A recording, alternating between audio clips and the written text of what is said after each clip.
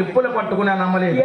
అతి భయంకరమైన ప్రమాణము. ఇలగలకి వెళ్ళాను, అలాగలకి అయిపోయింది, ఇలగలకి వచ్చినాను, అది అమ్మ చిట్టి పోసేస్తుంది నన్ను. ఒకనే కొన్నాను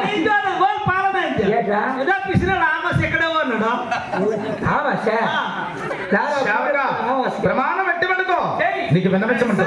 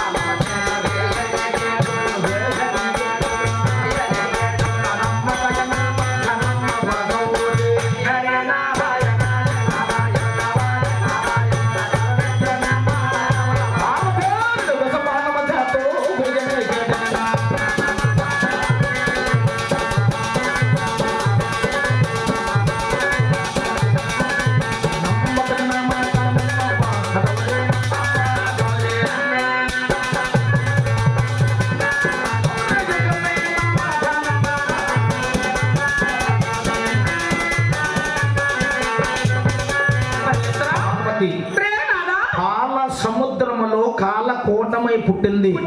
సముద్రంలో మందలగిరి పర్వతమై పుట్టింది.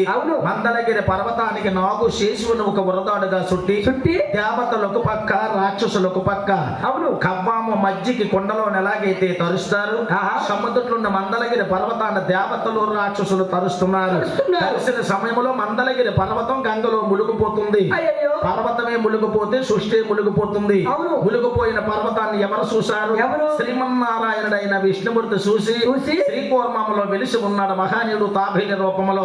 తాబేలు రూపంలో వచ్చి గంగలో దూరి మునిగిపోయిన పర్వతానికి దీపు కాసి మునిగిపోయిన పర్వతాన్ని మీదకి తేలుస్తున్నాడు శ్రీమన్నారాయణుడైన విష్ణుమూర్తి.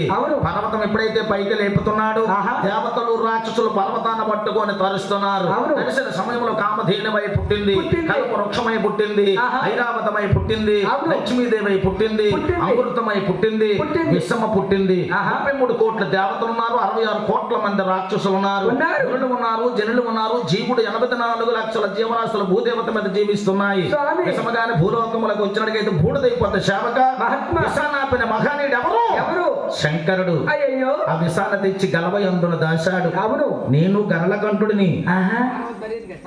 సేవక లక్షణాశోం ఎలాగైతే మోర్షితులయ్యాడు, పరమేశ్వరుడు కంఠమందున విషమున్నప్పుడు పరమేశ్వరుడు కూడా మోర్షితులైపోయాడు.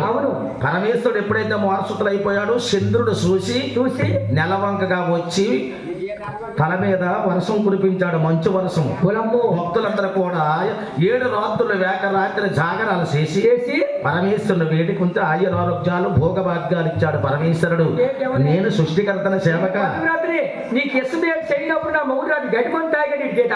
సేవక శివుడు ఆకిలి నేనది సీమ కూడా కొట్టదు.